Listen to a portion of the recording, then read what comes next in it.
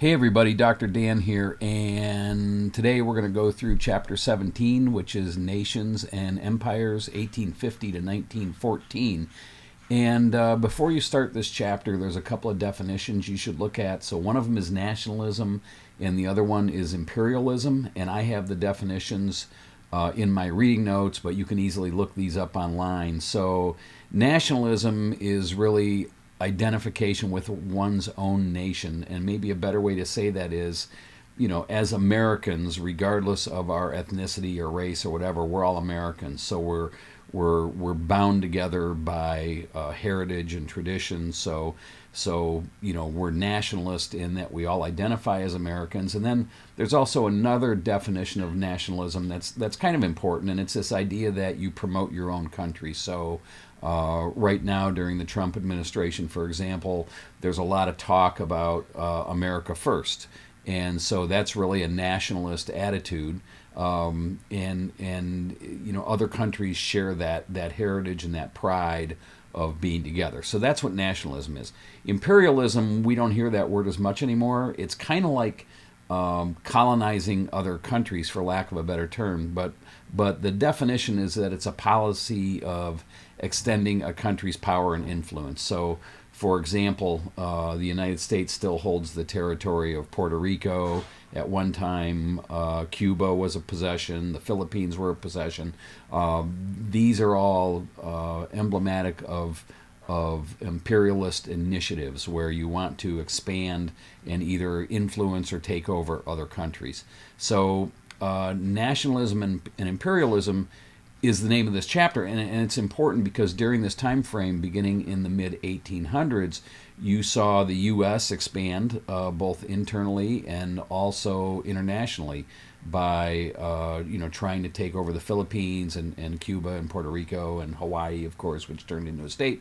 So that sort of thing, and it wasn't just the United States. So the other piece of this nationalism in the U.S., it's a little bit different because we weren't really homogenous, but we were all identified as Americans, all in the same landmass. In Europe, it was a little bit different because the landmass is all of these nations together. So their nationalism is identified by cultural factors such as language, customs, that sort of thing. They're starting on 641.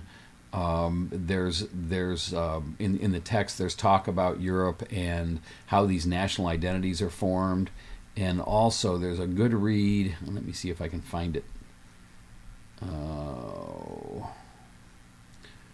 There's a good read on page 642 called "What is a Nation?" and you should read that because the author argues that the concept of nation is more spiritual than like ethnic. So read that. You should be familiar with it. The other thing you should be familiar with that I just skipped over, but I'm looking at, is Manifest Destiny.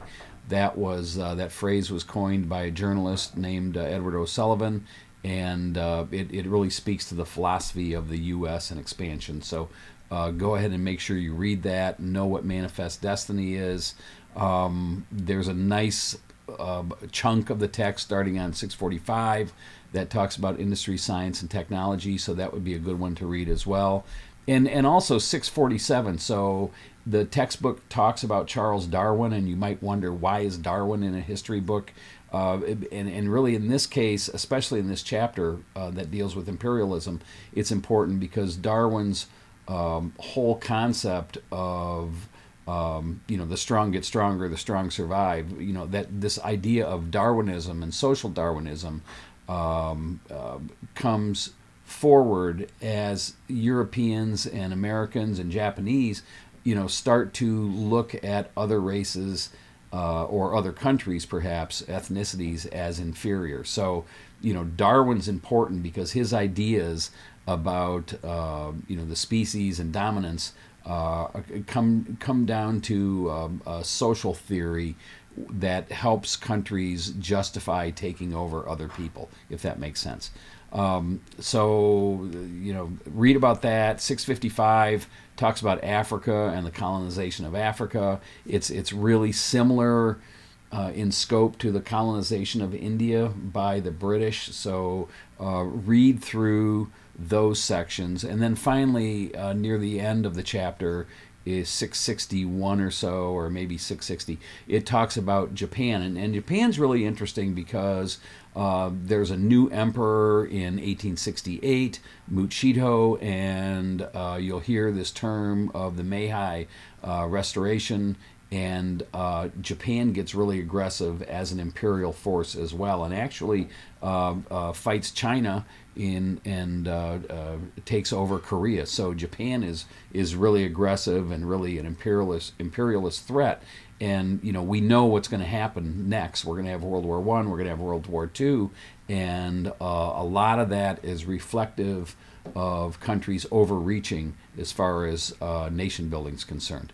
So it's important to look at what's happening in Japan as sort of a precursor to what's going to happen in the future. Finally, page 661, there's a piece about reform in Russia. Make a note of that also, and especially this idea, and I think it's on page 661, that talks about Russian workers. As Russia industrialized, that Russian workers were really abused and not treated well. And just kind of make a mental note of that, because what's going to happen next in Russia has everything to do with these dissatisfied workers.